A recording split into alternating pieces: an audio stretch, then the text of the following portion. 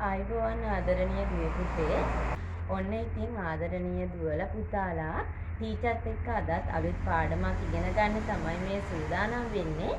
අද පාඩමෙන් ඔහු කියන නාමපදය වර්තමාන කාල වාක්‍යයක උත්තේ විදියට යොදන්නේ කොහොමද කියලා අපි බලමු.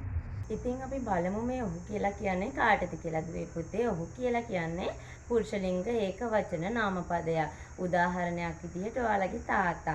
තාත්තට ඔහු කියලා කියන්න පුළුවන්. අයියට ඔහු කියලා කියන්න පුළුවන්. හැබැයි අම්මට අක්කට ඔහු කියලා කියන්න පුළුවන්ද? බෑ. ඒගොල්ලෝ ස්ත්‍රීලිංග නාමපදනේ.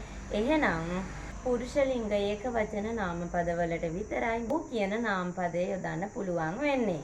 ඊළඟට අපි බලමු ඔහු කියන නාමපදයේ උක්තයේ ලෙස යෙදෙන වාක්‍ය කිහිපයක්.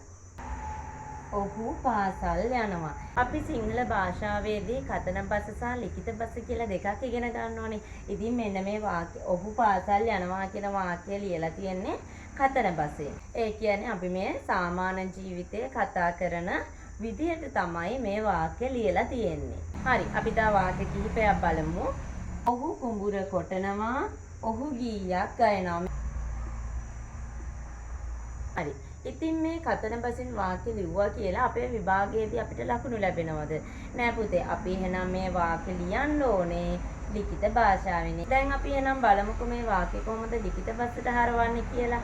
අපි වාක්‍යයක් ලිඛිත බසට හරවාදී විශේෂයෙන් පුතේ අවධානය යොමු කරන්න ඕනේ ඒ වාක්‍යයේ උත්තය සහ ආඛ්‍යාතයට. ඒ කියන්නේ ක්‍රියාපදයට. යනවා, කොටනවා, ගයනවා. මේ වාක්‍ය තුනේ ක්‍රියාපද තමයි යනවා, කොටනවා, ගයනවා. ඊළඟට අපි මෙන්න මේ ක්‍රියාපද ටික තමයි පුතේ මේ උක්තයට අනුව තියන්න ඕනේ. එතකොට අපි බලන්න ඕනේ යනවා, කොටනවා, ගයනවා අයිති වෙන්න ඕනේ මොන කාලයටද කියලා. දැන් උදාහරණයක් විදිහට දැන් ටීචර් උගන්වනවා. එහෙනම් උගන්වනවා කියන්නේ වර්තමාන කාල ක්‍රියාපදයක්. අන්න ඒ වගේ තමයි යනවා කියලා කියන්නේ. එහෙනම් යනවා කියන්නේ දැන් කරන දෙයක්. එහෙනම් වර්තමාන කාල ක්‍රියාපද කියන්නේ දැන් කරන දෙයක්. එහෙනම් අපි බලමු ඔහු පාසල් යනවා. දැන් ඔහු කියන්නේ ඒක වචනයක්. එහෙනම් මේ ක්‍රියාපදයේ පුතේ මෙන්න මේ ඒක වචනයට අනුව තමයි තියන්න ඕනේ.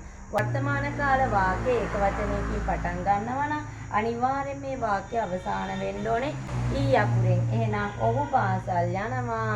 ඔහු පාසල් යයි. ඔහු කුඹුර කොටනවා. ඔහු කුඹුර කොටයි.